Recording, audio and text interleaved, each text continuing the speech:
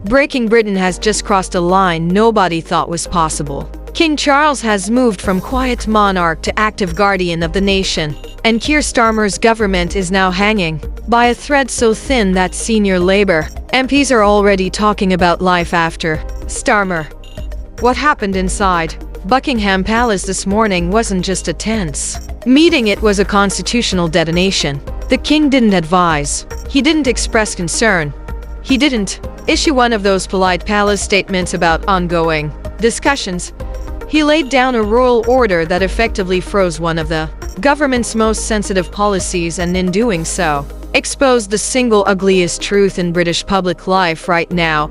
This government found hotel rooms for thousands of new arrivals but couldn't find dry, safe, decent housing for men and women who wore the Union Jack on their shoulder. That was the moment, insiders say, Charles decided enough was enough.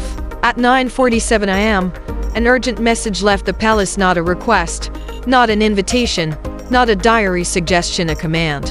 His Majesty requires the Prime Minister's immediate attendance regarding a matter of constitutional gravity. That wording alone sent shivers through Downing Street. You do not ignore that. You do not reschedule that. You go. Starmer arrived at the palace at 10:15 a.m., looking, according to one member of the royal household, like a man who had already read his own political obituary. He expected criticism. He expected a royal telling off about optics during Remembrance Week. What he did not expect was to walk into the audience room and find the king standing, not seated, with a thick folder already open on the table and photographs laid out in a row, photographs of British veterans sleeping in cars, in doorways, on church steps, in makeshift hostels with damp crawling up the walls. Prime Minister, the king said, voice low but hard, you have permitted those who served this country to be pushed aside for those who did not. That is intolerable. Then came the hammer blow. Charles told him that, forthwith, he was using his constitutional power to halt the processing of new asylum placements until Parliament produced an emergency plan for veteran housing. That is what palace staff are now calling the royal suspension. Starmer, plainly stunned, snapped back, actually raised his voice at the monarch, insisting that Parliament is sovereign, that such intervention is not how the United Kingdom is governed, that this is 2025, not the 17th century. People in the room said the temperature dropped. Royal private secretaries froze. One equerry later told a friend, I have never, in 3 decades, heard a serving prime minister speak to the sovereign in that tone.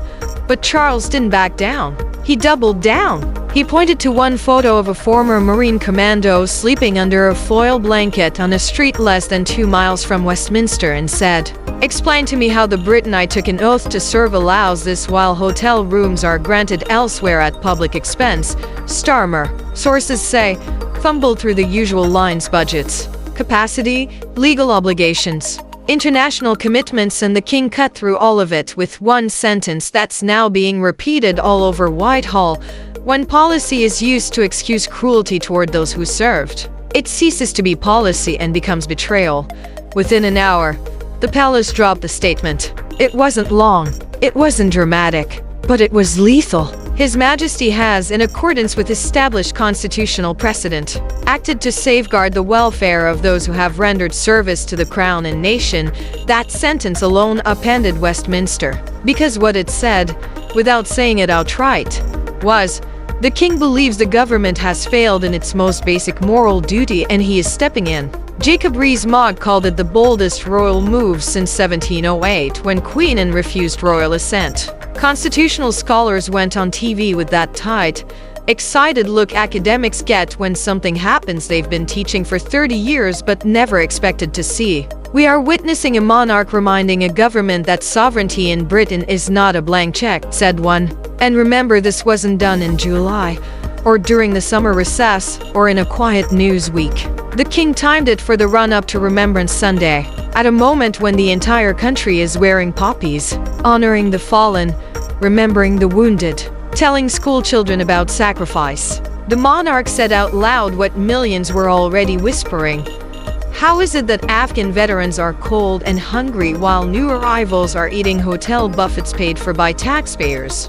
And once that question was asked by the Crown, it became impossible for Labour to dodge it. Because the stories are real. James Richardson, 54, former sergeant, leg lost in helmet, evicted from temporary housing, sleeping in his car in Manchester. The King had his file. Sarah Mitchell, 48, ex-army medic, 3 tours, 2 kids, placed in a damp flat with a collapsed bathroom ceiling, told by the council to make do. The King had her letter. He has been reading these appeals for months, palace aides say. He has been hearing veterans cry in private meetings. He has seen social media videos of former soldiers queuing outside food banks while, a mile away, an entire hotel is reserved for asylum applicants. And he finally decided to do what politicians would not: act. That's why the streets exploded.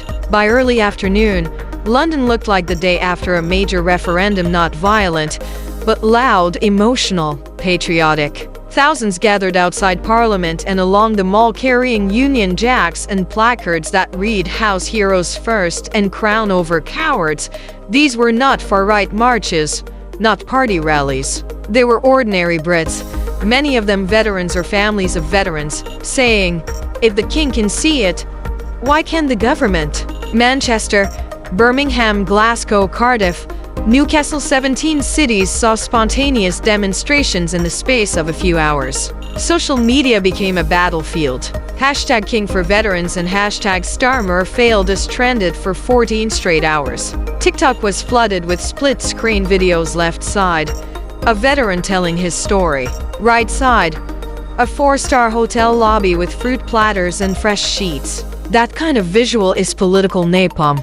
And it landed directly on Labour. Inside number 10, it was carnage. Cabinet ministers shouting. Angela Rayner furious. Louise Hay reportedly telling colleagues he's dragged us into a constitutional fight we cannot win.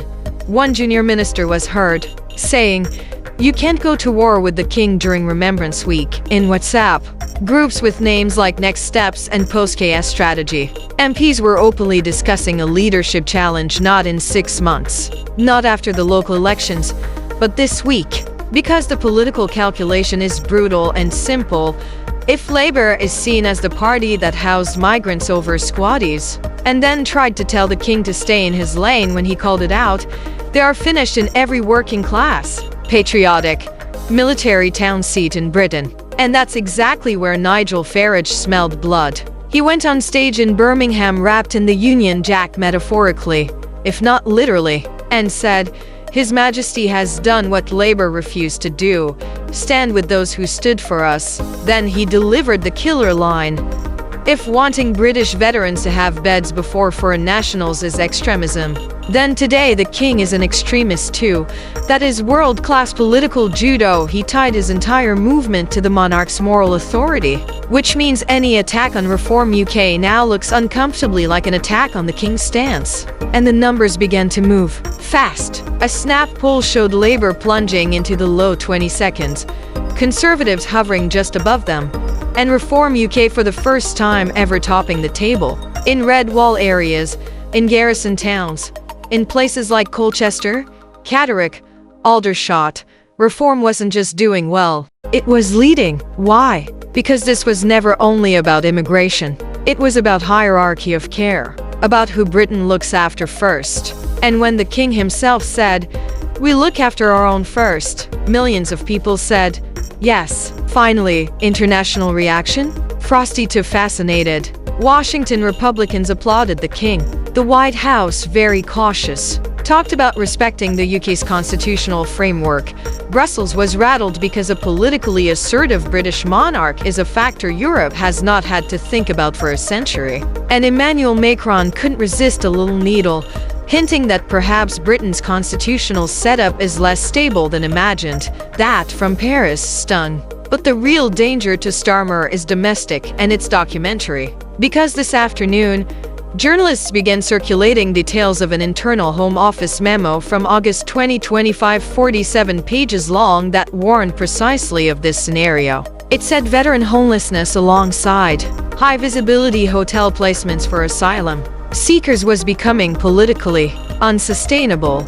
It said royal concern has been communicated. It said failure to act may provoke intervention if Starmer saw that, or his advisors did, and they chose to ignore it. Then this is no longer an accident. It is negligence. And constitutional experts like Vernon Bogdaner are already saying on camera, if the Prime Minister disregarded explicit royal concerns, that is a breach not of written law but of the unwritten understandings that keep our system stable. Translation: he poked the crown and the crown finally roared. Now the countdown is on. There is talk of a confidence vote in the Commons on Thursday. On a normal week, Labour would sail through. This is not a normal week. If 20, 25, 30 Labour MPs abstain or vote with the opposition to save their seats, to align with public fury, to show loyalty to veterans, and the monarch Starmer's government could actually fall. Imagine that headline. Government brought down after clash with King over veterans. That would define British politics for a century. And looming over all of it is the unspoken question Westminster is too nervous to ask out loud. If the King can suspend asylum placements on moral national grounds, what else can he suspend? Could he refuse assent on a bill he believes undermines the military? Could he demand emergency housing legislation be fast-tracked? Could he tell a prime minister, "You have lost the confidence of the people and the crown go to the country"? We have spent decades telling ourselves the monarchy is symbolic, ceremonial, decorative. Today the monarchy reminded everyone that it is also constitutional, moral, and in rare, extraordinary moments corrective. So now it's over to you. Did Keir Starmer just make the biggest mistake of his political life by challenging a monarch acting on behalf of veterans? Or did King Charles rip open a constitutional door future governments will regret? Will Nigel Farage ride this wave straight into Downing Street while Labour tears itself apart in public? And if this royal intervention worked once, do you think the palace will hesitate to do it again the next time politicians forget who this country belongs to? Tell me in the comments. Because Britain is choosing right now between a political class that forgot its priorities and a monarch who just reminded everyone what they are, and this is only the opening shot of a crisis that historians, professors, and school children will still be talking about 50 years from now.